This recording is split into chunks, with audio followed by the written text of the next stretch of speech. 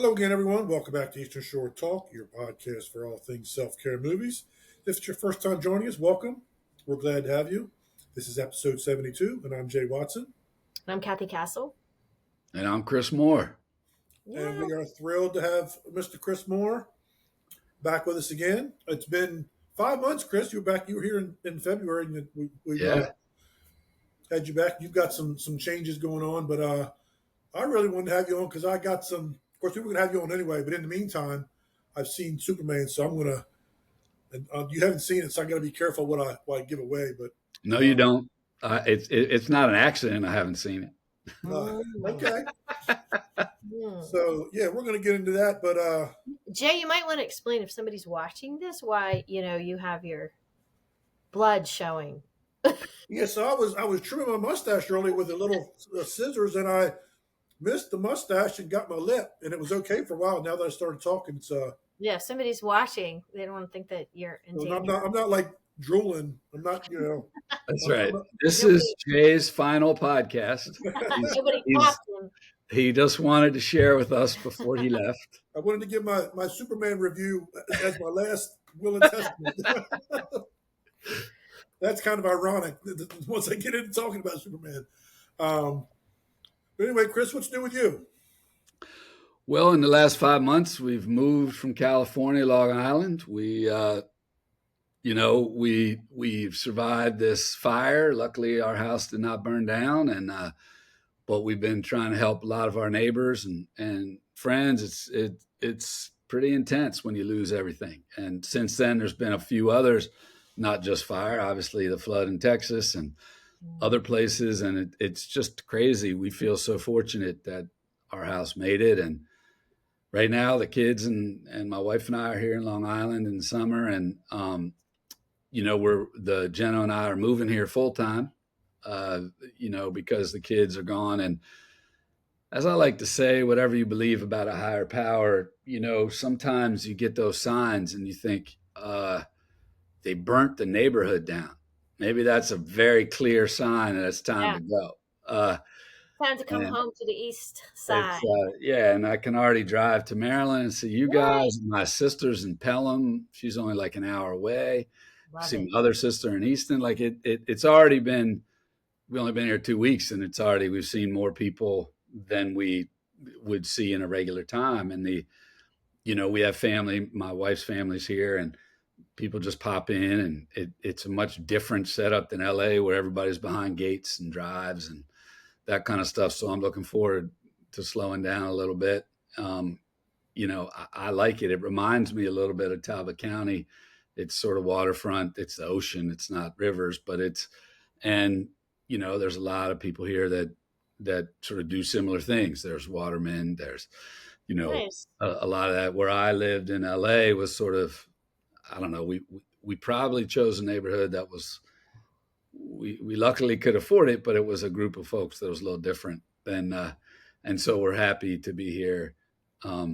And sort of having the family. My daughter lives in Manhattan, but she has come out every weekend since we've been here with friends. It's been a lot of fun to see her.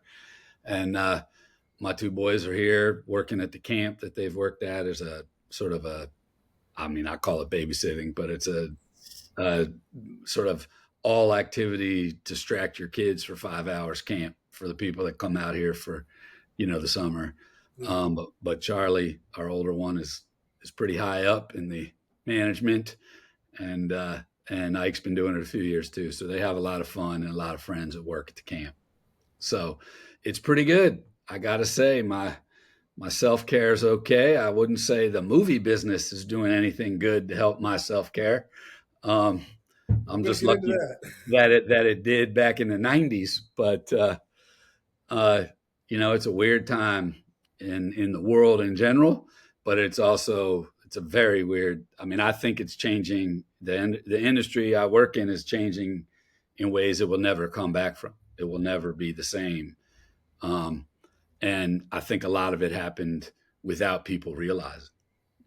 You sort of wake up and you're like, whoa, what the hell just happened? And I know I'm not supposed to cuss. I'll try my best. No, you're good. We don't have any rules.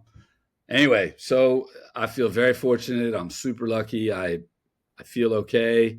I still love telling stories professionally, and I think I'll still be able to get a few made over the next years. But it is a different ball game. How about Jeno? Is She's she? good. She's busy. She's her company is letting her live out here, but she has a bunch of stuff in the pipeline so she'll be traveling a fair amount this fall to locations. She has actually I guess you call it a limited series in London, so she'll go over there. I'm hoping to travel with her a little bit, and then she has a Jessica Chastain movie that's about to start shooting in Atlanta, and it's the same woman who wrote and directed Country Strong, which, yes, my wife produced it, but I still recommend it. Tim McGraw and Gwyneth Paltrow, and it's sad, but it's a really good movie. But she has another movie, so they're doing that together again. So she'll be going back and forth. We've been researching how to get to Atlanta from here. But she's busy. And I think that's good for the move. She's also couldn't be happier to be back here in her hometown. And her mom's 100, literally. And so she really every morning gets up and goes over to see how her mom's doing. And we live 50 yards away. And bought the house next door, and it's been nice. And I help her with stuff. I'm not the only one that has a kid next door. Yeah. Thank you. And the other kids are living the other way around. But we're hoping to remodel one of these barns, and our kids will live here too. Yeah. But you never know. Right now our focus is on the horse farm, and I don't really know anything about horses. But my wife, her dad had started a small horse farm out here. They're sort of show horses and jumpers and whatnot. Nice. And Jeno's taken over now, and it's kind of fun. We're remodeling, and there's a big horse show here in August, and so a bunch of the horses are showing up now to hang out. You have some horse people in your family. I do. Oh, my niece is big time, and Alice is awesome, and it's been a lot of fun sort of watching her, and she feels so comfortable around these animals. I'm still afraid. Like, are you going to kick me? Yeah. Bite me? So who knows? Maybe the families will cross at some point. But she's got a great job now. She just graduated college, working at a barn in Pennsylvania, I believe, or maybe it's Jersey. And but it's nice. We can see them more. So they're horses. Nice. So, Kathy, I thought we would kind of combine our check-in with talking about movies with Chris by letting you do your review of Superman, because we've both seen it now. So go ahead, Kath, give your review of Superman real quick. Wait, hold on. Let me just set it so I understand. Did you see it in theaters? Yes. Yeah. Did you see it with other people, and was the theater full? See, it was packed. I went on a Wednesday, so it was half packed. Okay. All right. But I saw it with my kids. My kids initiated it, actually. Nice. So Jay's hooked on the trailer. I watched the trailer once months ago, and I couldn't tell you anything about the trailer except for he was laying in the snow. That's all I remember from the trailer. But I know Jay was really excited about that trailer. So anyway, we went. My kids wanted to go, and my kids want us to go. I think, though, they're hyping up, hey, you guys want to go to the movies? Because they want me to pay. So that's one trick I think I figured out. But anyway. Now, did you see IMAX? Is there an IMAX near you guys or no? I personally, I just go straight. I don't do 3D or anything. I don't care about any of that. Yeah. But we did go see it. My first complaint is, I had some good marketing, and my eyes went to the bucket, the popcorn bucket. And I was like, oh my God, I want the Superman popcorn bucket. And then they said $25 or $24, whatever it was. And I was like, what? Nah, I don't need that. And then I'm like, or do I need that? No, I don't need that. I'll take the snow caps, please. So yeah, that was my first complaint. I'm like, what about the cop? They're like 15. I'm like, God, no, Superman. No. So yeah. So our family is well, we like all the boy things because that's what we have in our house. So we've seen all the Superman movies. I didn't mind the movie. I I liked the new actor. He's not Henry, but he's close. The Lois Lane. I told Jay I felt like she was. I didn't know any of these actors. I felt like she was somewhere between reminding me of a Courtney Cox, Demi Moore kind of person. I liked her character. Um, the bad guy, Lex Luthor, right? He was pretty good at being bad. I really did not like him. It's not his first time being a villain, so yeah.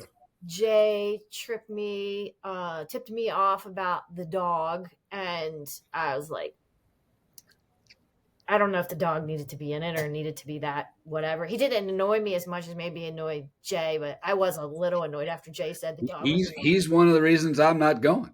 So, but anyway, I thought it was a good movie. I didn't mind the movie.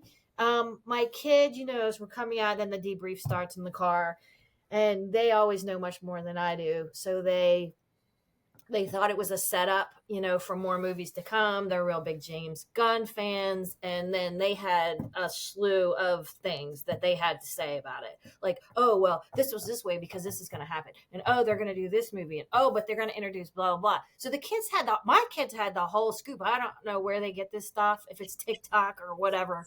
TikTok. Is that? Yeah, it's TikTok. Yep. So I don't know. They seem to know a lot more than I did. And that made them like it or not? Yeah, they thought it was great. And Dylan even said today, he goes, the more I think about the movie, the more I like that movie. So that was our household. All the other way around. Very opposite from Jay. So Chris, I went and saw it 2 weeks ago, and it's funny when I sit in there now, I watch the crowd to see what type of people are coming to see the movies. And what I will say, this is the one cool thing I'll give this movie, at least from my experiences. I saw a lot of 3-generation families coming in. Yeah. Grandparents, parents, and kids, because Superman's such a multi-generational character. So I'm like, oh, this is cool how, like, the whole family, I saw that a lot. And I thought that was cool. So as I'm watching it, I'm like, where's all the cool music that we saw in the trailer? Because half of what made the trailer to me was how the music was incorporated. I don't remember any song. But in the movie, and that's the way the first Guardians of the Galaxy was too. He had great music in there. Yeah, and there wasn't music in this one. And while I realize that where my bone comes in is this whole thing about trailers and how representative they are with what the final movie ends up being. This one was kind of pretty traditional in that they took 4 or 5 scenes that were not connected with the movie and put them within a trailer, put some music to it. And again, I still stand by the fact that this is one of the best trailers I've ever seen. But all the feeling and emotion that you got with the trailer was non-existent in the movie. It was just a movie. There was good versus evil, and that was it. There was no depth. There was no deeper story. Like, what I thought Marvel did a great job was for someone who never read a comic book ever. There were the characters were relatable. There were conflicts going on within the character or between characters that were aside from the main villain conflict. There was depth. There was meat on the bone. There was nothing. It was just the basic good versus evil, and that was it. And I read where he was trying to be as close to the comic book as possible, which thus was why the dog was such a big part of the movie. I also think that Marvel's thing is they hit the audience that had never seen a comic book before. They introduced it in a way that you didn't have to be a comic book fan to understand. Whereas this one leaned so comic book heavy to me, I was kind of lost, and without any kind of depth to latch onto a character. If I didn't know from the comic book, it was empty. And the Lois and Clark, there was very little relationship there. There was more about the dog, honestly, than there was about the Lois and Clark. And Lois and Clark's that's the one meat behind the story that you can latch onto, and it was not there. I did like Nicholas Hoult as he does play, and it's strange because he's got such a baby face. Part of you doesn't want to believe he could be a villain. Lex Luthor. But yet his expressions and his his body language fits a villain. So I was okay with that, but um, and then I started thinking about, okay, the trailer versus how the movie. And I don't know, it might have been on your podcast, Christian. You might have talked about it. It might have been somebody else's podcast where they have mentioned that sometimes the director will actually film footage for the trailer that he doesn't intend to put in the movie.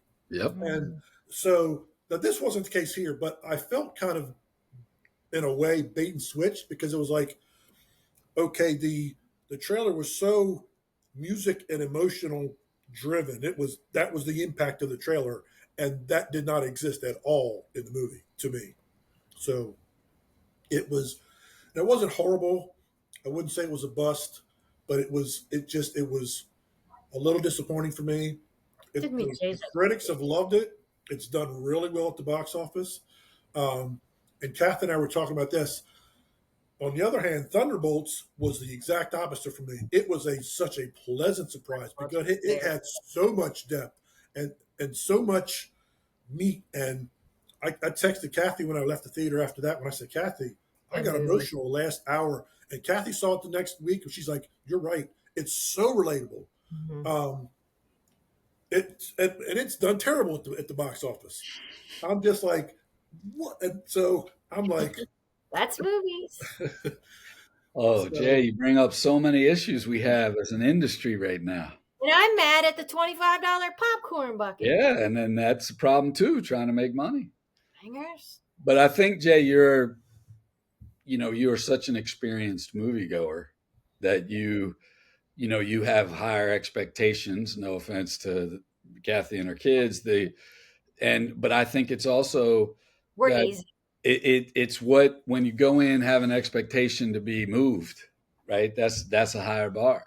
I've been fortunate enough in my life to work on some things that move people, and I wish you could repeat it. It hits you in a way, and it's hard to make it happen. And I think, like I said, I think James Gunn is good. I don't know him personally. I think he probably had so much pressure on him on this movie because he is trying to start the DC stuff. And the hardest part for what you said, I'll just say from the people I know who worked on it, because I do know some people who worked on it, is that Superman, it's been around forever, and all these different generations, like you're talking about, have relationships to it from different places and different things. But the comics are an example of their time. I mean, the comics were, real gung-ho, straightforward, all-American, good guys, bad guys.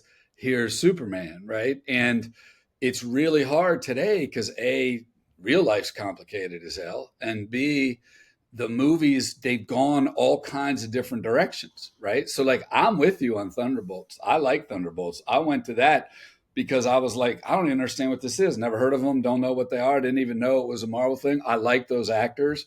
Yeah. I was like, I got to go. And I had a great time. Like I said to my kids who are like yours, Kathy, who know a lot more of what's going on. I was like, are there going to be more Thunderbolts? Yeah, right. What's the story? Whereas I like Anthony Mackie, but I did not love that Captain America. It was okay.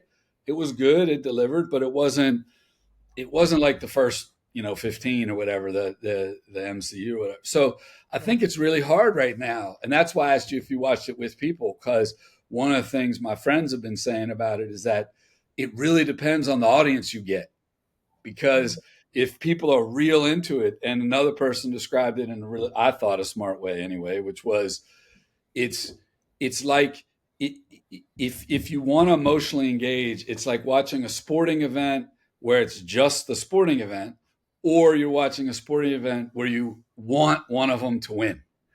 And so if you're like watching the Ravens and you're a Ravens fan and you're hoping they win, it's a totally different experience watching that game, particularly if you're watching it with a whole bunch of other Ravens fans, right? Like, whereas if you're just watching Monday Night Football because Monday night you got nothing else to do and you couldn't care about, New Orleans versus Atlanta, you're just sort of like, okay, like, but I think that's the hard part, is that they have so much time to talk about these things, and people look at them because of social media and the trailers. Like you said, you thought they did a great job on the trailer. I'm sure they thought the trailer was an honest appraisal of it, right? And that, but when you stretch it out, sometimes it's not as, sort of there. The other thing is some of the superhero magic has been undercut because there have been things like, I don't know if anybody in your circles have watched this Netflix show called Invincible. And Invincible is basically, I mean, my term, this may not make any sense, but it is sort of the punk rock version of a superhero movie. It's basically the Superman story. These people from another planet, a guy comes, but then you find out that he's just grooming Earth to be taken over by his planet. And he lives forever and he has all these powers and he doesn't care. And his son has the powers, but he wants to save America. And so it ends up this father-son fight. But the point is, it's your worst fear of aliens, right? Like that they're coming and they have some other idea. And it's really fucking funny. And it's really dark, like really dark. And so any kids or any people who have spent time in that little world, I think TV has more of that. There's another one, what's it called, with the other heroes who are bad heroes. The Boys. I love that. The Boys, right. I love that. But The Boys has this whole thing where the good guys are the outsiders and the whatever, and the heroes are. So it's also in a world like way back when the first Iron Man came out and that whole Marvel thing happened, they didn't have all of this stuff going into people. And I mean, I still think it's one of the best, but it could be one of the best because I had no idea what to expect. And I think Robert Downey as Iron Man was just a great piece of casting. But he does have a lot of stuff. You buy his relationship with Pepper Potts. Yeah. I even love his relationship with Happy. Yeah. Right? It's great, right? So there is some of that. He directed that one. Yeah, no, Happy's a good director. John's a good guy.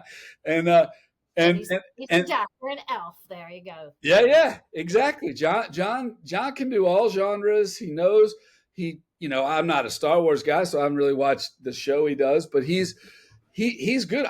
He did one of those Zathura movies or one of those sci-fi movies for kids. It was really good. He's a good filmmaker.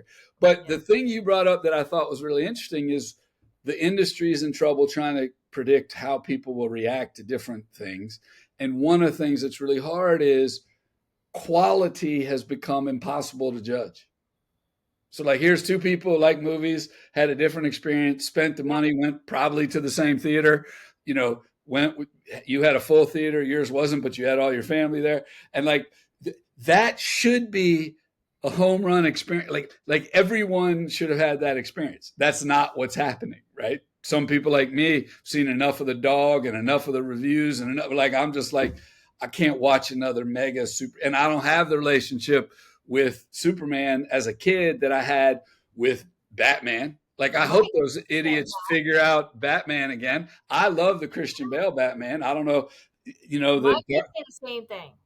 So I think we're in a tough spot. The other thing is you have a million other things you can do, right? And so your point, Kathy, about I wanted the popcorn thing, but I'm not going to buy it for $25, is that trickles all the way down to the ticket. But I'm still thinking of the popcorn thing. Like your thing where you think your kids want to go see it because you'll pay for it, that's a whole other thing, right? Like that's... when we first put out American Pie, which is, I know, a long time ago, I'm old, but there was all this stuff about it being R-rated and all these kids and whatever. And some people made the argument that kids were going because it was R-rated, but somebody in their family was willing to take them. So they could go see an R-rated movie, which was just the drive. They probably couldn't even tell you what the movie was about. They were like, Mom's going to let me see an R-rated movie. Yes, we'll go do that. And so I think there are these other things that your kids are like, well, they'll pay for it. I know my kids are like that. They're like, let's get that. Like out here, there's a little restaurant. It's great. It's called the Candy Kitchen. Been around forever. It's a little diner. And they know if I go with them for breakfast, I'll pay. Okay. So every morning, they're the sweetest kids you've ever met. Hey, Dad, what are you doing? You want to come to the Candy Kitchen with us? And they really want to hang out with you. Right. Really and our 9 friends who came out for the weekend? Sure. And my breakfast, which cost $9, became $109. And but the point is that that's the problem, is none of us can figure out what drives anybody. There was an article today where a guy just did analysis for the sake of it. Everybody talks about how great horror movies are and it's a good genre and people go see them. And they did the math, and every single horror movie that got released in 2024 added together only made something like 1/10 of what Lilo and Stitch made. I love Lilo and Stitch. Right, exactly. See, and he's like, so you can say it's great, but if you hit Lilo and Stitch, right, you're just, it's a whole other type of money and a whole other type of thing. And it's Lilo and Stitch. That got me thinking, Chris, when I read a quote today from Kevin Feige, who runs the Marvel Universe, and he said, he admitted, he's like, we oversaturated everything. I think the day of the intentional blockbuster has maybe passed, and it probably should be. And because I think that Marvel hit on something, because they although they'll tell you they had this.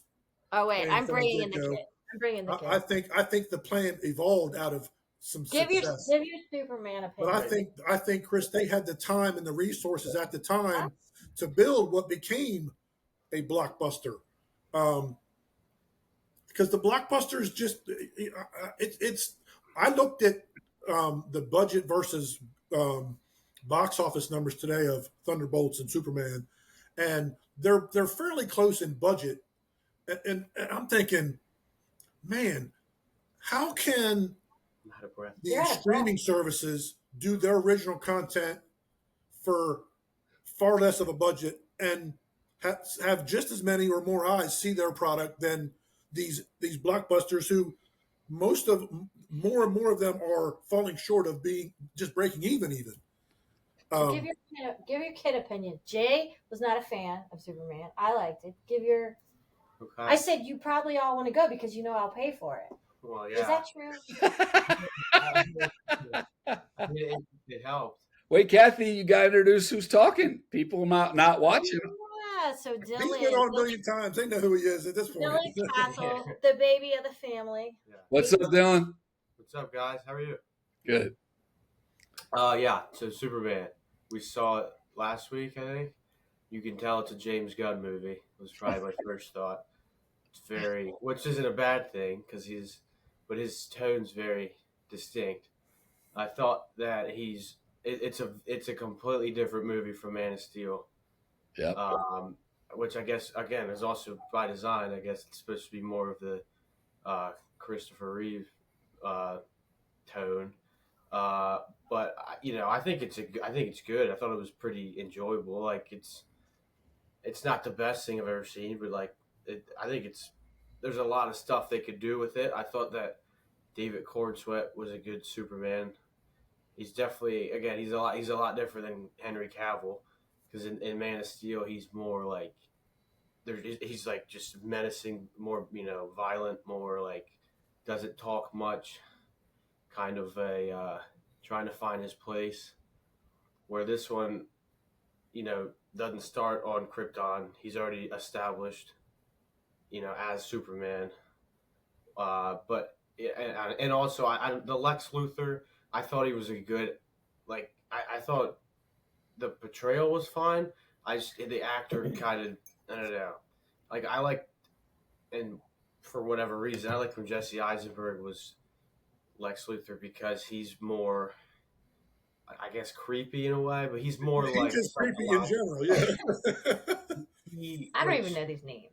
And Lex Luthor is supposed to be, I guess, I like him being more creepy. I guess he's supposed to just be really obsessed with Superman and stuff, which this one was. So I thought he was fine, but I thought it was enjoyable. I'm excited to see where James Gunn takes the DCU. What'd you think about the dog? I thought that, okay, that's also a good point you brought up, because I thought that in this movie, without giving too much away, he didn't really It wasn't necessary. Well, he wasn't as he didn't beat as many people up as I thought he would. Superman? Like there wasn't. See, I thought he was way more involved than he should have been. He should have saved him from crashing to Earth. No, he's talking about That the initial dog. time No, had been done. We're saying like the dog fought a lot of people where Superman. Like I feel like there wasn't the scene where I'm like, Stop fighting. that's Superman. That's the guy that's gonna beat people up and stuff. Where Yeah, the dog saved the day more than Superman Yeah, saved the day. exactly. And the dog fights most of his battles. He takes out the drones and all that. So it's like, I don't know. I thought it was, I don't know. It was interesting. More Lois, less dog, right? I thought Lois was great. Yeah. She I just thought wasn't in it enough. They had a better relationship, I think, Superman and Lois. Like, I guess I'm just comparing it to Man of Steel. Like I never understood that relationship between Superman and Lois in that one. Where this But what one they did, Dylan, was like you said, they didn't establish the relationship. It was already there. They jumped in and at the beginning they said 3 years ago, 3 months ago, 3 weeks ago, they did the threes, whatever symbolism that's supposed to have. So they were telling you with words on the screen how you got, instead of showing us how you got there, they told us in 4 sentences, and then they hit the ground running, and all of a sudden, you realize halfway through the movie that, Lois and Clark have been keeping the secret all along, but you didn't know that. Mm-hmm. We're in Brennan's on the other side. Um, What was your opinion about Superman? Is Brendan going to make his podcast debut? What's your face? Just put your face. Just audio. Just Well, the make audio sure- debut. Flop your face. You're the only one, the only castle who has it. Here. Do it. Be Big brave. fella. What's up? Brendan. Yeah. That's Chris. Yeah. That's the married one now. Old Yeah. man. Episode 72 right there. We're in his old bedroom. We got Batman up in the back. Congratulations on getting married, Brent. Yeah, thanks, man. I appreciate it. He's got a ring on. It's just weird. Yeah. Your turn for that, Chris. Are you still good? Yeah. Okay. All right. God, I'm not ready. No, I know. So, Dylan, what did you think about Thunderbolts? We loved it. Yeah, I thought it was a good We loved it. return to how Marvel should be. Did you forget? No, what do you mean? I thought that the Thunderbolts, it tonally was like a lot of the Ant-Man and Quantumania and the other one that was big CGI kind of, I don't know, just a lot of CGI plot that didn't go where. This is kind of more grounded. Too much multiverse. Way too much multiverse. Oh, in Thunderbolt, you mean? No, just prior to. Yeah, but that was also, I guess an example would be Ant-Man, where they were trying to do Kang, and then I just saw a thing Yeah, I didn't like where that. Kevin Feige had a whole, I don't know, it was like a round table of stuff, and he said that even before Ant-Man, they were thinking that they're gonna not do Kang, or before the Jonathan Major stuff, just because he's not Thanos. So Doctor Doom, I guess, was in it, but I don't know. There's I just think in Thunderbolts, at least for me, I went in rooting for them because I knew these were all the misfit superheroes that they kind of threw together. The new event, the B team Avengers, new Avengers. Well, anything Bucky's in, I love Bucky. Bucky gets the girl vote every time. Sebastian Stan's the man. Yes, he's a Now, man. Dylan, have you watched Ironheart yet? I'm not. No, Seriously? I haven't watched the Disney Marvel shows. Pleasantly So many. surprised, and they finally, after all this time, they've been hitting at the villain. I won't give it away. He finally shows up, and so we've been waiting years. He's been mentioned all these times, and he finally shows up. And Sacha Baron Cohen plays the villain. I know you're talking about. Yeah, And so I was really pleasantly surprised. And they had introduced that character in the second Black Panther. So we knew her, it was actually better than I thought it was going to be. yeah, I've heard that. I just think that with those shows, they were doing a lot of quantity over quality. There's some Marvel shows. Well, they've kind of stuck to the 6 episodes, but they're an hour and a half long. Yeah. Well, I think with those shows, it almost to me doesn't feel like like Peacemaker that James Gunn did. That feels like it was meant for TV. Like the episode fit, where these feel more like movies just split into 6 episodes. If that makes any sense. Yeah, and I think they tend to use these series as connecting points that kind of fill in the voids between, at least with Marvel, to kind of because they're big about crossovers, and that's Yeah. where you get your crossover information is during the series. So you almost have to watch it to kind of know what's coming next for the next movie that they've kind of done going back and forth that way, which is kind of Yeah.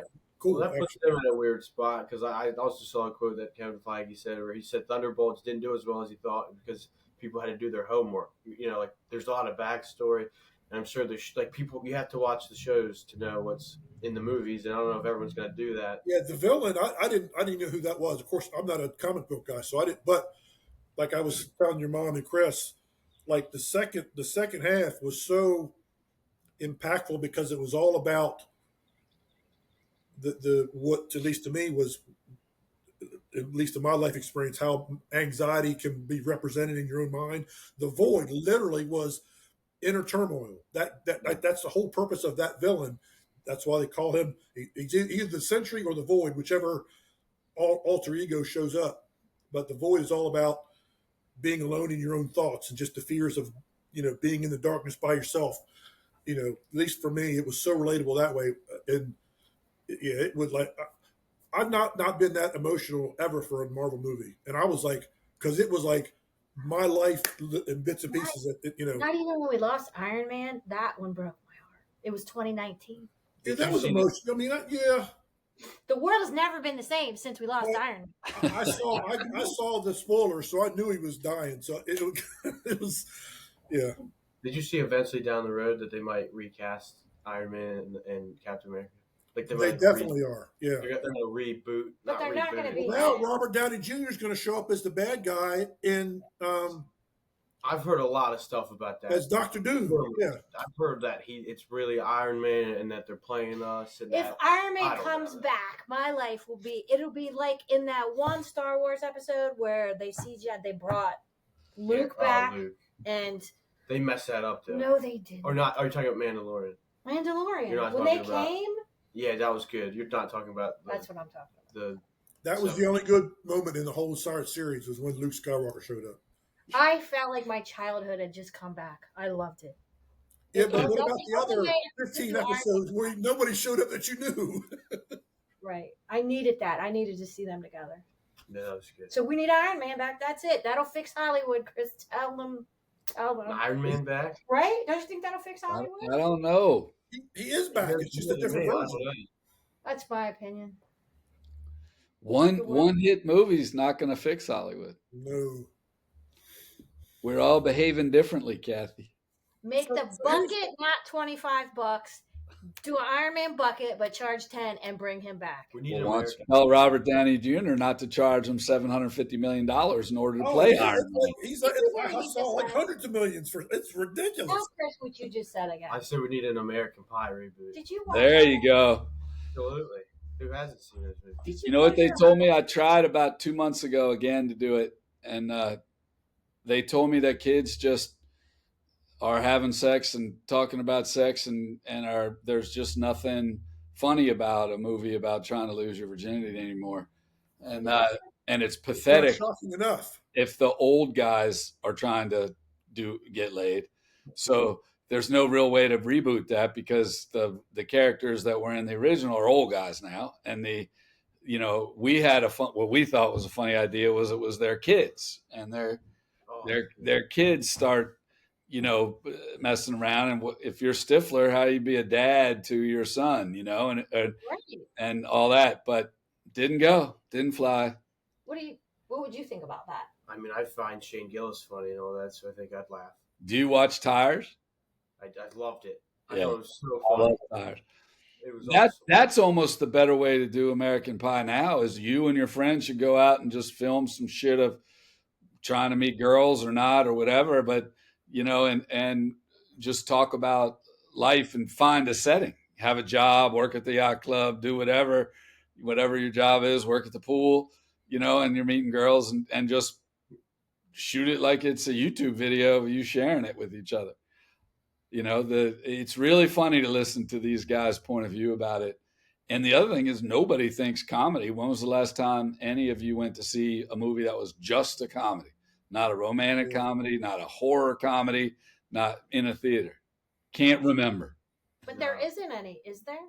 Well, there was, and then nobody went, so they stopped making them. Glenn Powell's movie, Glenn Powell and Sydney Sweeney was the last one that did anything. Yeah, really. that's the romance.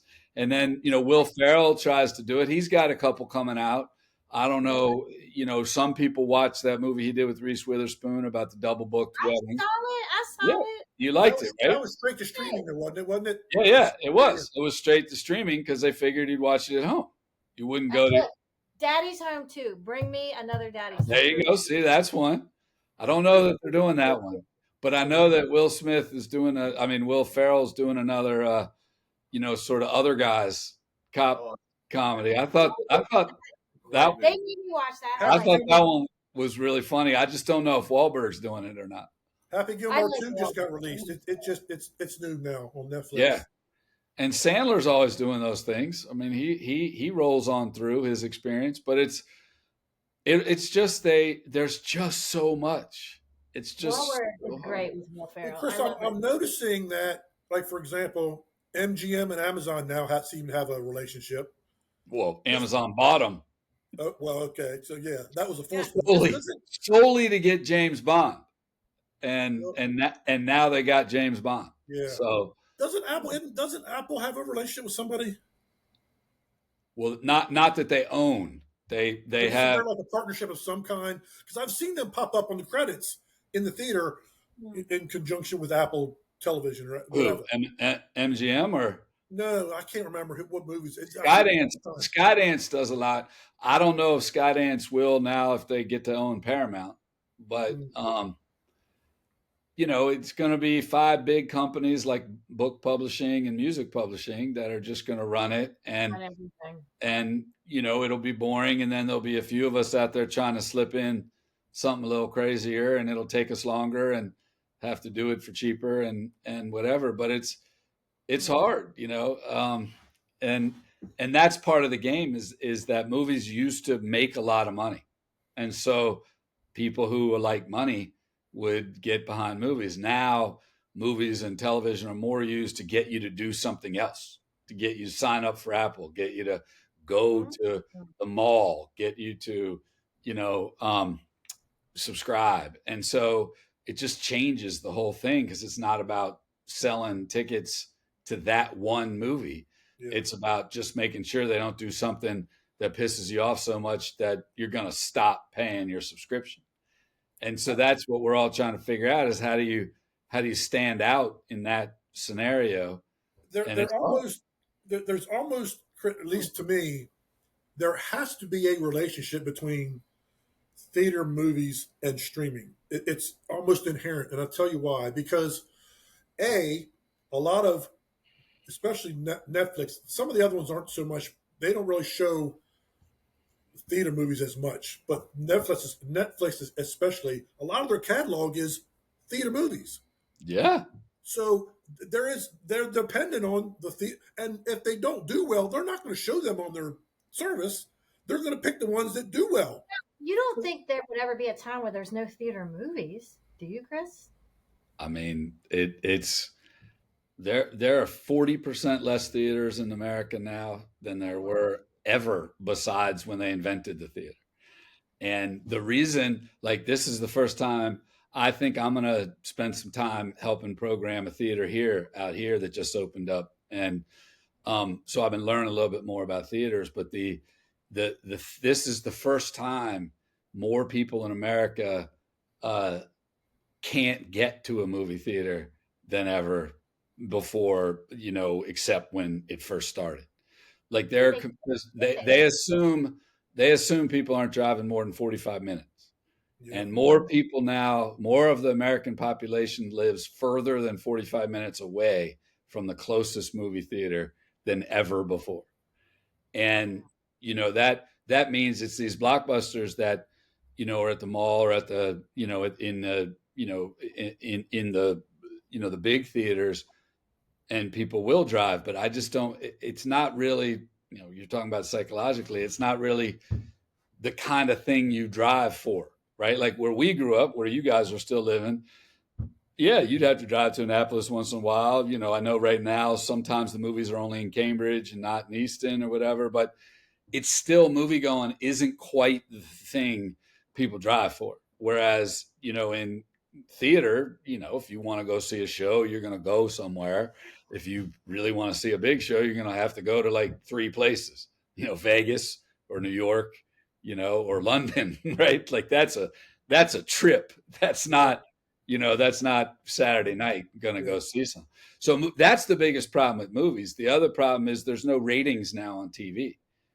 So you don't have the natural differences. You can see some gross fucked up shit. You can see some R-rated comedy. You can see all kinds of stuff on TV. It's not just HBO. And so it's hard now. That's why the budgets between Thunderbolt. I mean, there's nobody who worked on Thunderbolts and Superman who believed they would make the same amount of money. I mean, Superman's the biggest superhero America's ever created. Right. There's a few others, Batman and Spider-Man, but Superman is the biggest one. But it's never fully crossed over to movies. But the point is that Thunderbolts will never be that. The problem is, to your point, Jay, about blockbusters, is you expect a blockbuster to be big, right? So they spend the same amount of money because they got to have the effects, or as Dylan pointed out, the special effects or the CGI or shit that they have. And if they didn't have it, you'd be like, wait a minute, that's not a blockbuster. Like, where's all the effects? Where's the shit blowing up? What's going on? Like, just pay attention. Later in August, there's going to be a massive push for the 50th anniversary of Jaws. And a lot of movie theaters are going to be showing Jaws. There's going to be a lot of other programming that goes along with Jaws. There's already a documentary out. There's other stuff. And what Jaws is going to make as much money or more than it ever did during that 2 weeks. Because that's all of a sudden now an event to sort of remember Jaws. And for Dylan, I'll bet you never saw Jaws in a theater. I don't think I've ever seen Jaws. Right. So you talk about audience reactions. Yeah. And so the point is, it's also the first blockbuster, right? So like people will be like, hey, let's go see it. And I bet Dylan, you and your friends are like, yeah, let's go see it. It'd be fun. We've been to Ocean, right? And what's it all about? And they remixed it and they've cleaned it up. And Spielberg's been working on it to make sure it plays in all the cool theaters that are there. I didn't know all this. Yeah, well, they'll be telling you over the next. Because that shark looked pretty darn fake. Yeah, and it'll still. Now it looks fake. It'll look kind of fake, but it's not about the reality of the shark. It's about the. Do you just decide to put in some mood lighting, Kathy? That's what I was thinking. It like dimmed. The lights went off in the back. I had the Jaws game. There's a Jaws game. Yeah, but my point is, the smaller theaters, like the one I might help out here, they actually do more business with Jaws than they will, with Lilo and Stitch, because an actual community theater has multi-generational, right? So Lilo and Stitch will get the families, and Superman, as you said, Jay, got all 3 generations. And something like Jaws, you might get a grandfather and a son and then a grandson to be like, yeah, let's go see Jaws. Is it like Shark Week 2? It's coming out. I think it is Shark Week. Yeah. But Chris, this might be an oversimplified question, and I know you folks in the film industry have probably banged your head against the wall on this one, but is there a realistic way to dramatically decrease the cost of making a movie? Well, you've probably seen, AI and computers, if they start doing it and you don't notice that the computer made it, that will make it go faster, and some jobs won't be there. The right. issue, but the truth of the matter is, it's the math of the expectation, right? So like we talked about, and if this is not something you want, tell me, but I'll go into it and then you can cut it out or I'll stop talking about it. But when you were describing the Washington Street Pub reopening, you said it's really cool and it looks kind of the same, but it got all the good stuff and they did whatever. And then you're saying, well, some people are mad because he owns half the other restaurants in town. And it's like a microcosm of that. is he going to get over the people who don't want to support another Prager business because it's better, right? Is he pissing people off because he made it better and everybody liked it the way it was when it, and that's sort of what's like in movies. Like if Thunderbolts was actually a $50 million movie, same actors, same maybe emotional stuff that you got out of it, Jay, but didn't have all the big effects and all. That's why like The Boys, which we were talking about on Amazon, got away with it because your expectations are lower because you thought it was a TV show, right? So and it's also, Chris, it's also presented kind of sort of tongue in cheek. That's right. Kind of in on the joke from the beginning. Right. Yeah. And so part of the joke, or like Invincible, the one I was talking about that I like and I watch a lot with my sons, is animated, right?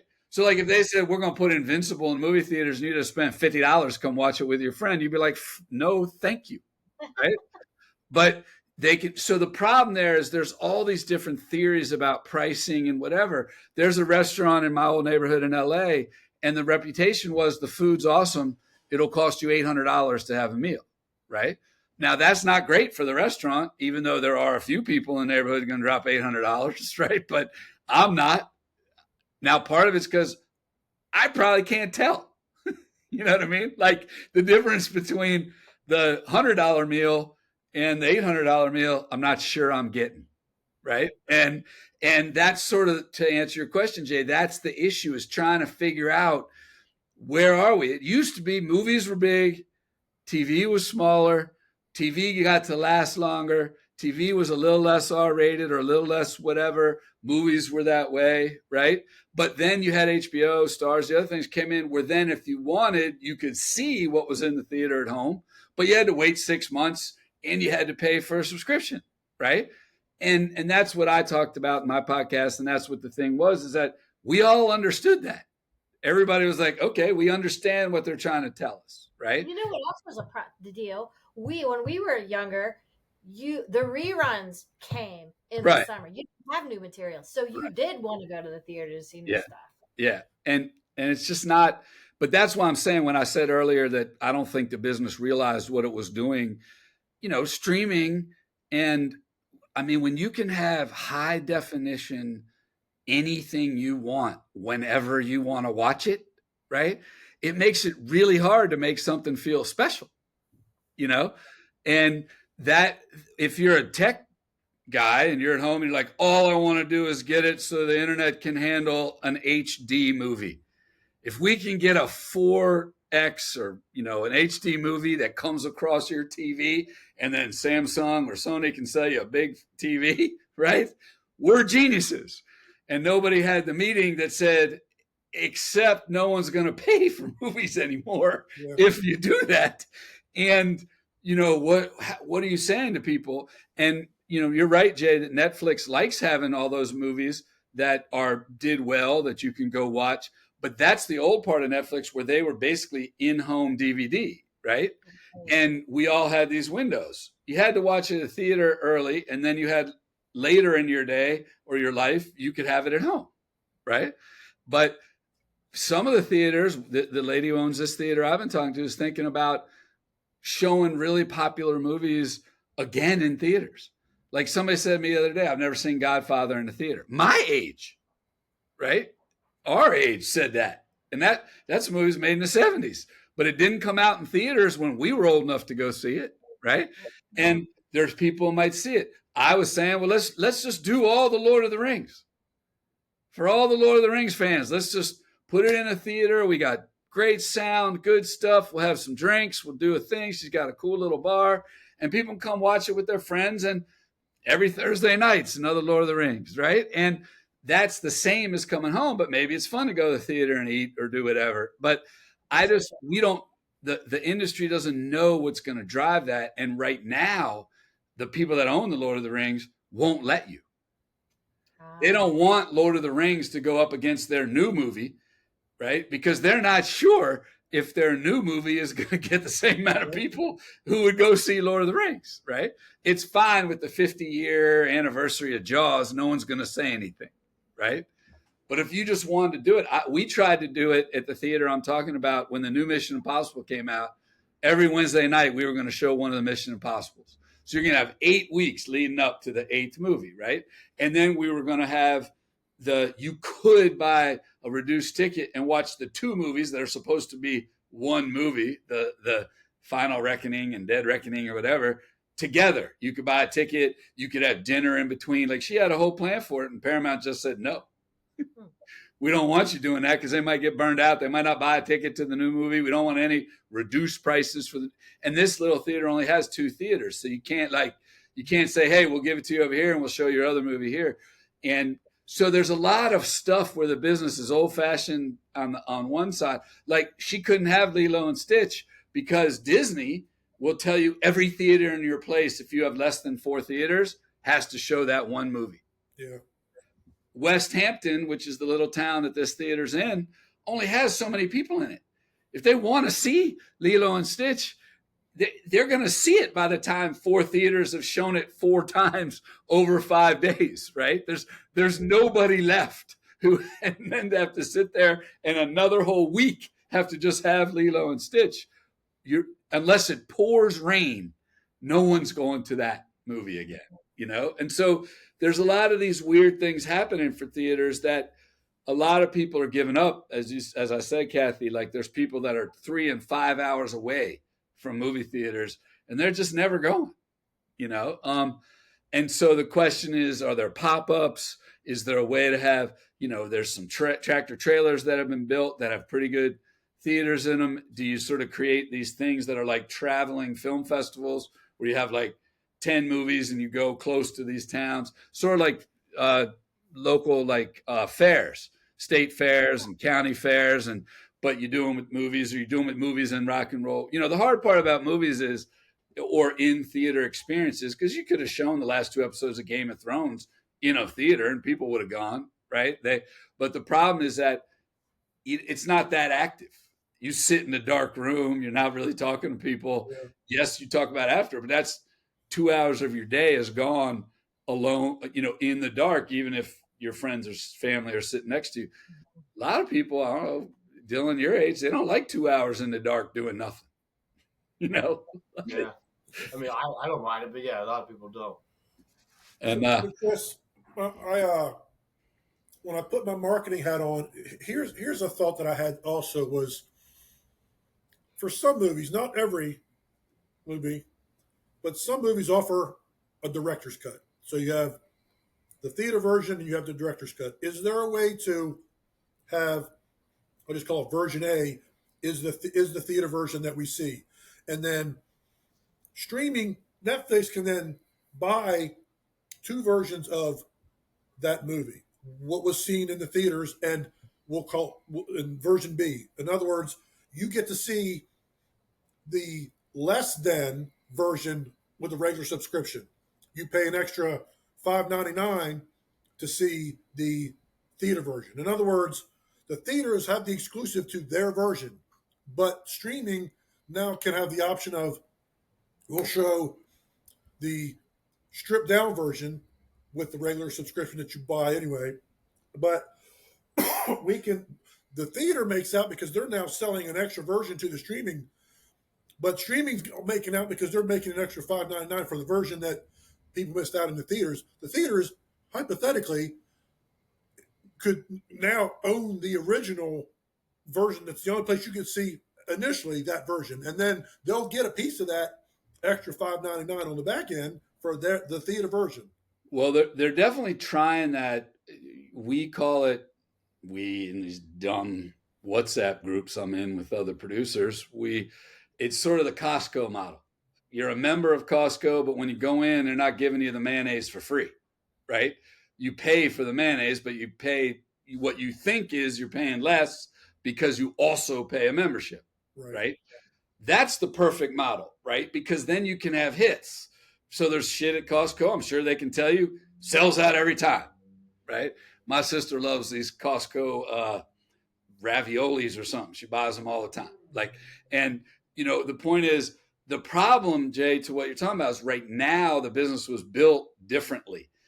There's also a lot of unions, and we had strikes a couple months ago, and the directors and the writers and to some extent actors, but as long as you didn't put in some fake AI generated version of the actor, if they did the performance, they don't care. But the directors and writers have real attitudes about it. So the problem is when you see a director's cut, like the thing we used to always do with like the American Pies or even a lot of the other movies was extended versions, right? And they wouldn't really say director's cut because the other thing Hollywood tries to convince you of is this is the best version of this story, right? Like you got to trust that we went out and we looked at all the ways we could have made Superman, and this is it. So spend your money and go watch it. Now, Dylan's already smart enough to compare it to Man of Steel. You mentioned the Christopher Reeve movies. The point is that's not really true anymore because you have these other versions that got made. I mentioned the Christian Bale Batman versus the Tim Burton Batman. I also, when we were kids, I would go home and watch Batman and Robin on TV, and it was nothing like what's out there now.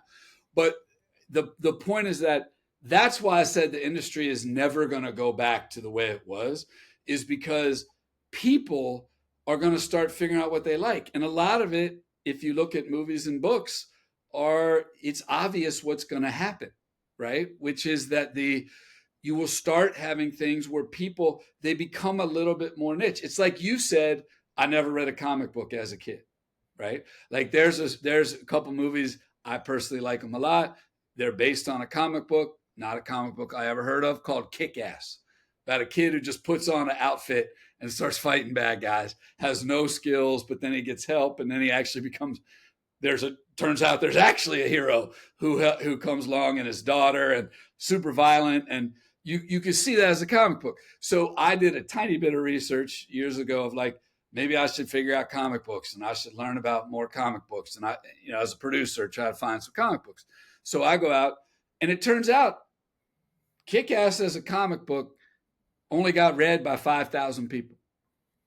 5,000 people could go to that movie 10 times in a week. It still doesn't make money, right?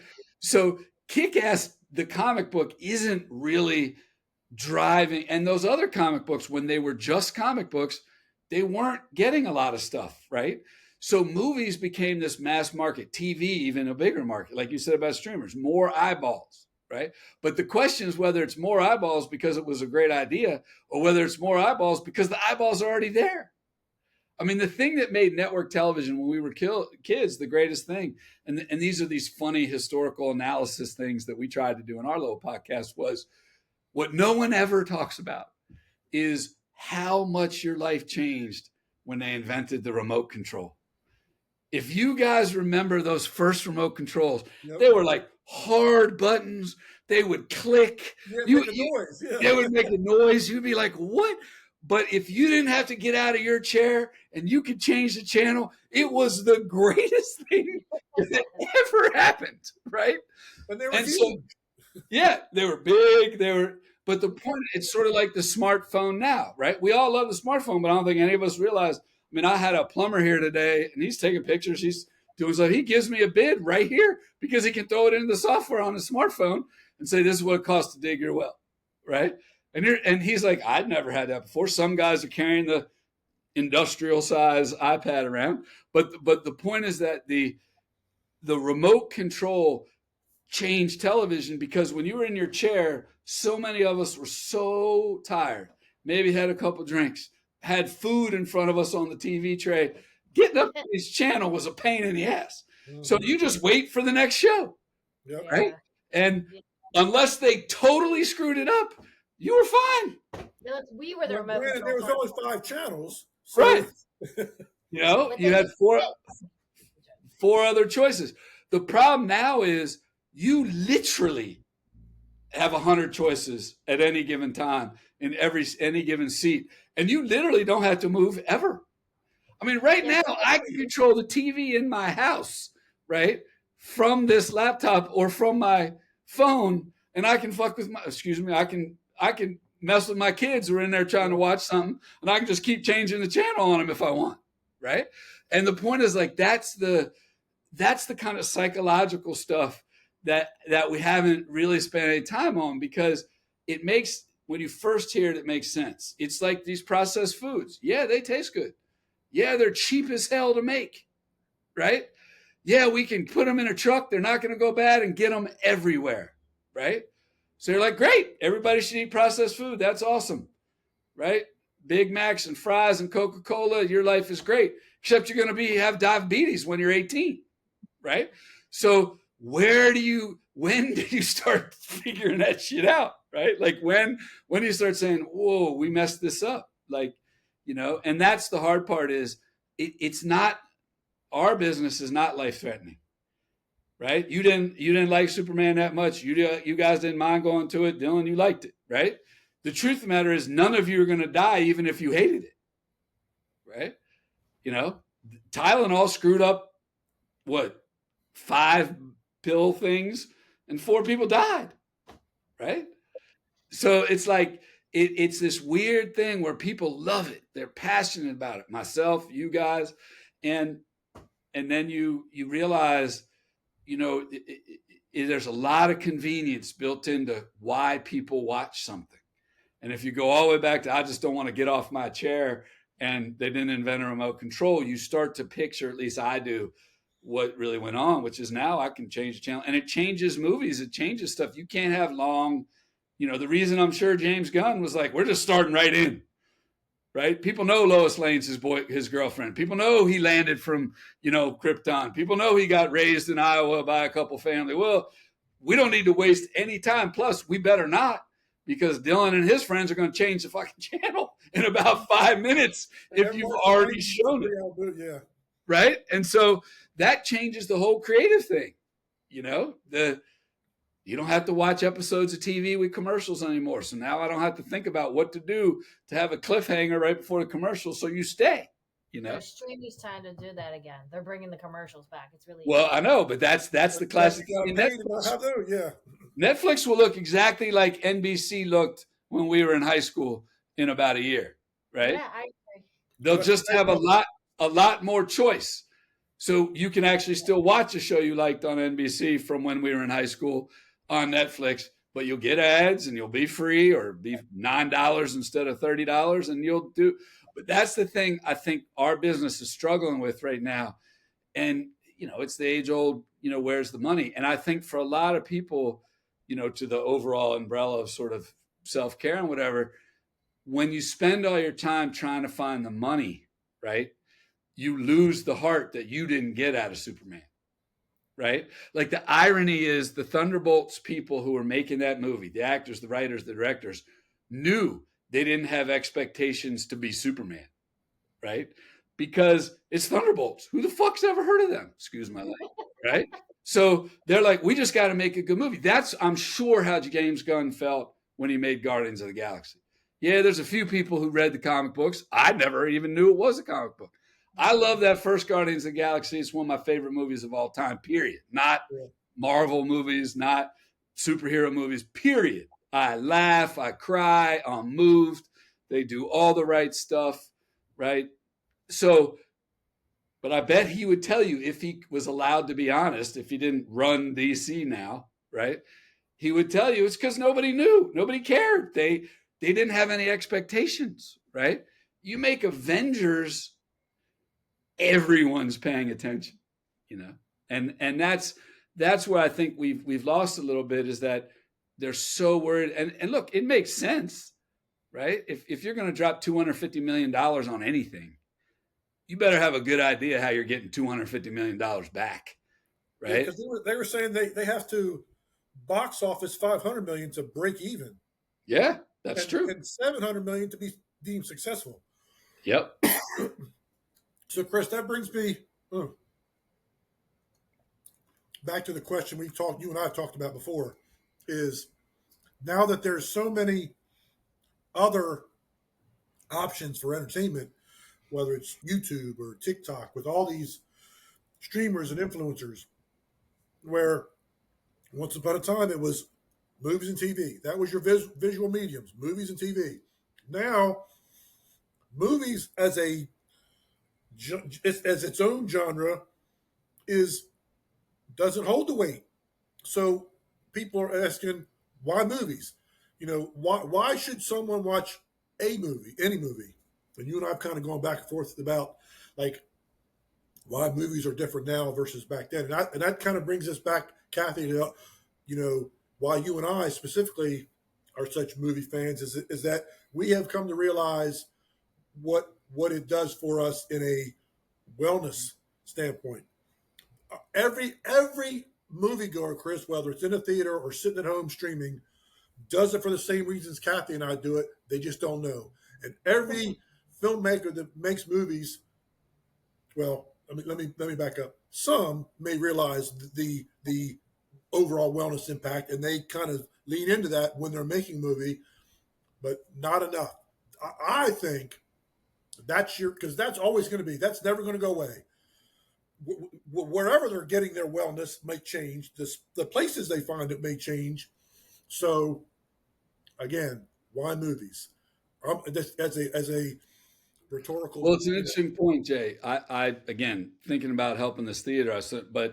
And you guys obviously know a lot more, and you talked about it on your podcast. But the big question is I think group activities help your wellness. Yes.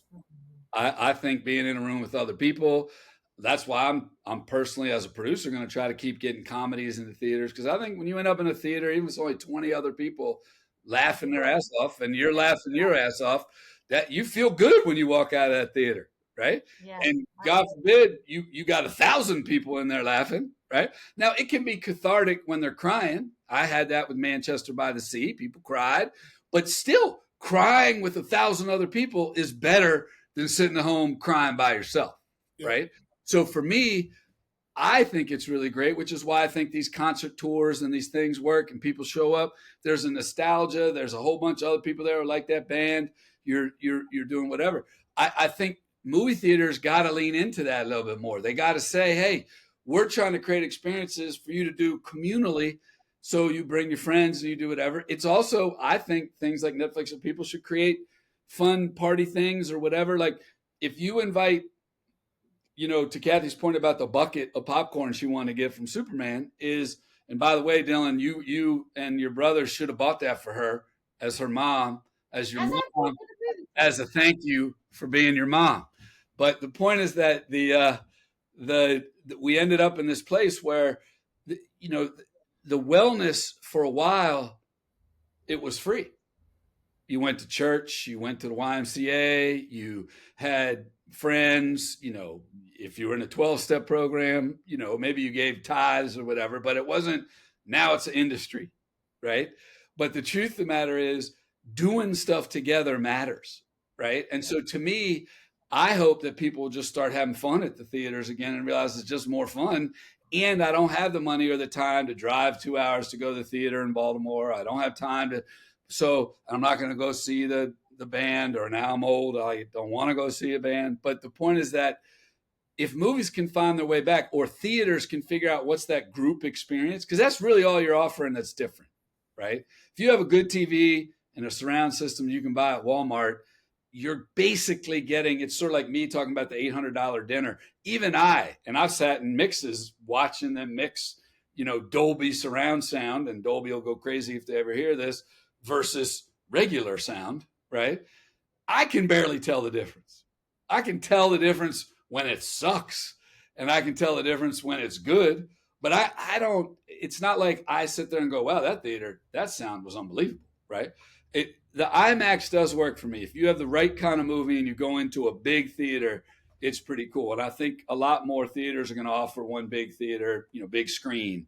And that'll become more popular.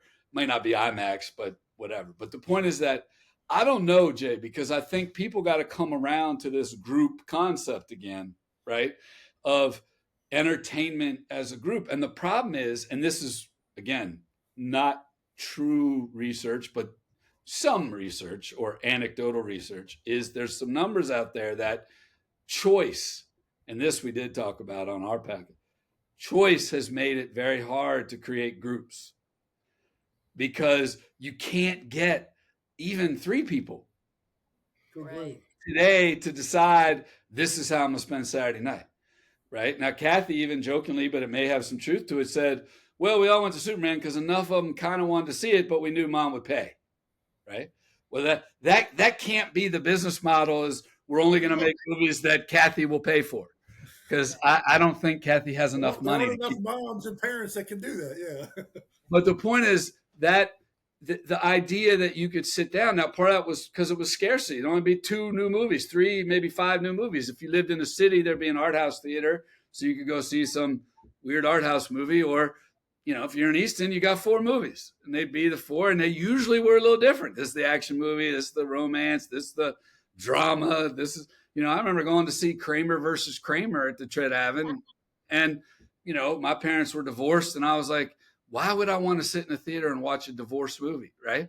But I was curious, and I went to see it. That you wouldn't see a movie like Kramer versus Kramer. You'd be lucky if that wasn't just on the Hallmark Channel, let alone HBO, right? Like, but the point is that that's what we're struggling with, is that the desire, what you're getting out of it, right, is people aren't quite, it's not quite there anymore. Now, those of us who are older remember what it felt like when we were young.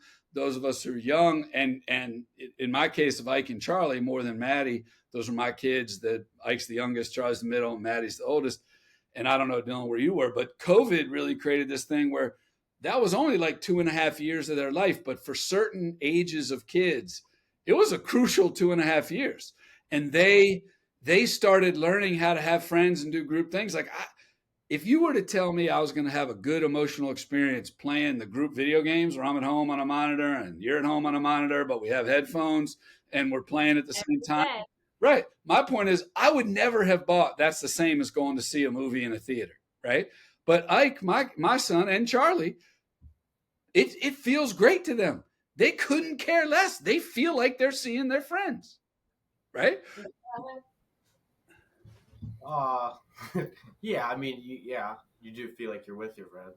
It's definitely it's a different way to instead of meeting up, go to the movies. Yeah, right. But it solves some of that same need.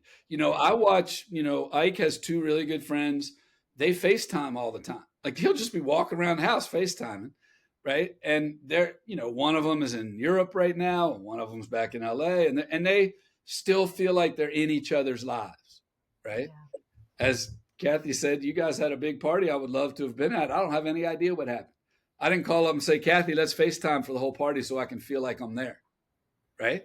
It wouldn't occur to me in a million years. It would occur to Ike, In other words, Dylan, your generation is ruining the movie theaters. It's not our fault. It's yours. Yeah. Well, I think we did it to ourselves, man. We put so many out there. We made everything available, and we didn't understand the difference between in the house and in the theater. We thought, we were really stuck up. We just thought, hey, we're the coolest game in town, and we're the only game that's used to be within 45 minutes of pretty much 80% of the American population. And in a lot of other countries, it's still about 50% of the population. And obviously there's some where it's like 1% of the population. But the point is, they're never going to turn their back on us. And it's a combination of the cost, a combination of other things being offered. And it was a combination of COVID where people are like, you know what? I wasn't miserable not going to a movie theater. Well, that's the thing, Chris. Streaming was going to come regardless. COVID sped up streaming exponentially. It brought it quicker and faster than anybody was. It gave people something to do. Was ready for it. Yeah. And so we're going through that correction. The truth of the matter is, people still write books. People still go on tour and put out albums.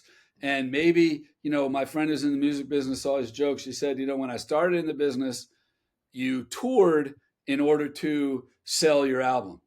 Right. He said, now you put out your music for free in order to sell tickets to your tour. Right. Yeah. So he's still touring and still putting out, music. It's just a different business model. Right. And he said, for the bands who hate touring, this sucks for them. Right. And for the bands who love touring and really didn't love albums that much or whatever, they're psyched. Right. And it's sort of the same with the movie business for the people who are trying to, do who used to be in we just everyone's coming to the theater anyway, so we can just make a movie and it doesn't really matter. Now you really got to make a movie that makes people get up and go, and that maybe has to be Superman, and it has to be big, and whatever. Or like you said, it has to be these different relationships where you get a version of the movie in a theater and you get a different version. I mean, there's a group of people, I again, just sort of, we all are talking about this stuff, that are trying to introduce this idea into marketing called theater worthy, where the industry starts actually saying, you'd have a better time if you saw this in a theater. We can't make you see it in the theater. We can't, there's nothing, you shouldn't, like what I hate about what the business is doing right now is trying to guilt people. Chris Nolan is, oh, you should only see my movie in the theater. Oh, you're a bad person if you don't go to the movie theater. It's like, Chris, people aren't rich. People need to go places, right? People have jobs. People can't all go to the theater. They'd still like to see your movie, right? So yeah, you can say for 3 weeks, 4 weeks, it's only in theaters. Great, go ahead. But to roll out and say you can only see it in IMAX and it's only going to be in an IMAX for 9 months, well, now you're just being mean, And I don't know how you say that to people, because right now theaters don't want to piss off Chris Nolan. Chris Nolan isn't on this podcast, and he is making it in his mind to be on a big screen with a big surround sound with a big theater with other people. The Odyssey, right? That's the next one. Dylan had to inform me who that was. Sorry. But he's making Odyssey right now that Matt's actually starring in, and I'm not sure Odyssey is going to have the same draw that Batman has. I don't think it will. I'll probably go see it in the theater because I think he's good and he's whatever. I don't know. The sort of, they call them the sword, sand, and sandals movies are less for me. But the point is that at the end of the day, if you're going to spend $250 million on something, you should want people to be able to see it. Jim Cameron's going to do the same thing with Avatar 3. It's going to just be stupid. Now, people may want to go see it, and it may be super entertaining in theaters, and that'd be great. But if just Avatar 3 makes money or just Odyssey makes money, it doesn't help the theaters. They're open 12 months a year, right? They can't just close and then open when there's a movie that people think's theater. So that's why they show more non-blockbuster size movies than they show blockbuster size movies. Of course, because unless they start, the people own them start to open up their libraries for theaters, right? Like you can see all the Tom Cruise Mission Impossible movies you want at home, right? So like when our little theater tried to show all the movies, that was our argument was, look, there's literally, I think the number was 9,000 people who live within an hour drive of this theater. Wow. I was like, there's no way those 9,000 people are going to throw off your numbers on the streaming of Mission Impossible 2, right? Like, it's just not possible. If all 9,000 people showed up, right, it's still not going to change. And we're giving them a piece of the money. It's not like we're not giving them money, but they wouldn't even let us do it. But the point was that's the weird part, is they got to start embracing these other things that community people start saying, hey, this might not work all over the country, right? But the people in Talbot County would love this movie, right? This might not work all over the place, but the people in Boston might love this movie, right? Yeah. Or Ben and Matt are going to be here. Let's show Good Will Hunting, and they'll come talk about it one night, right? Like they shouldn't be so against that. And that's because they're stuck in this old idea of exclusivity. Well, the reason we make money is because the only way you can see it, but that's just not true anymore. Right. So they got to embrace, and consumer product companies have been embracing that for years. There's probably 85 companies that make a T-shirt. They're not trying to fuck with everybody and say, you can't make a T-shirt. They probably did back when the people invented the T-shirt, right? But lots of people make jeans now. Levi's might have started it, but they can't own it, And so these other companies got to come to grips with, you're competing with people that make the same thing. Or if you go back to restaurants, there's an Italian restaurant in every town. There's probably 3, right? There's, fast food. There's a bunch of subs. Subway was big. Mike's is good. right? There's Firehouse where I live. They're like, what do you, and that's the thing I think that's really hard, because a bunch of us, I'm a little less this than I credit Talbot County with this, is I just don't think it's that special. It's really fun to do. If you hit it right, you can make some money. If you hit it right and people go, it's fun because they know what you did, right? But this idea that movies should be protected because they're, so special and whatever, it's like, then we should just have museums for movies, And how many times has Dylan woken up, Kathy, and walked up to you and said, I really want to go to the Smithsonian? Zero. Not Yeah. And for those of you who are maybe not watching, Dylan is shaking his head and agreeing with me. And Dylan's like, where "What's they the live Smithsonian?" is not that far from the Smithsonian, right? My kids would have to get on an airplane. At least they would when we lived in California. Dylan could drive, but he still hasn't been. You probably only went if your school took you, right? Right. Yeah, school trip. Yeah. So imagine that just for a second. Imagine if the only time you ever went to the movies was a school trip. I mean, You that's probably see me there, still watching the movie. yeah, of course. There's that old guy. He's here all the time. That doesn't sit next to anybody. He's there. Look, his lip's still bleeding. He's really got to figure out how to trim his mustache. Yeah. You do. And he's checking everybody out. He's watching the people to see what kind of people are watching the movie. But that's the thing for what you guys, that's why I like this podcast so much, besides being my hometown and liking you two, is that this idea that there is some mental health value to telling stories and people experiencing stories together and people being able to share stories, whether you liked them or not. You're still interacting with people, when you're saying they suck or when you're saying they're good. You also got up out of your house and did something. Maybe you learned a little bit about something else. Like I said, I have not chosen to go watch Krypton or what's the dog's name? Crypto Save the World. But the point is that it's still something we can talk about, just like, there's sports, there's other stuff. People aren't going to talk about politics now. Very few people are going to talk about money. People are definitely not going to talk about religion, and so we're getting down, but you still need to talk to people. You need to get out. I mean, it's one thing I've loved. I've only been back here 2 weeks, but having people just walk up and talk to you, having people, it's family members or longtime friends of Geno's family. They'll just walk in our house, just, hey, how you doing? Want to come by and say hi. Now that's something that happened in Talbot County. That's our house. Yeah, you were just looking out the window at your other son who just got married in your pool. Dylan just walked in the door and is in the podcast. The point is, that's not happening. That's not happening for everybody. I bet some of the people at Channel Markers haven't had a person randomly show up and say hi in a long time, right? That's correct. And I think that's what hopefully entertainment can do for people, is to give them something to do and talk about and have fun together, and it be a safe place. And theaters were that for me growing up, 100%.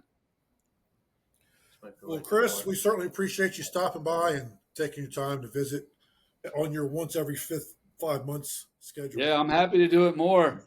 And once I figure out the time problem, where I thought this was at 8:30 tonight because I'm a moron, and I added 3 hours. You were 3 hours away. Yeah, I was better. We're the same. Yeah, we're on the same time zone. Somehow I saw the 5:30. I was like, wait, is that 2:30? No, that's 8:30.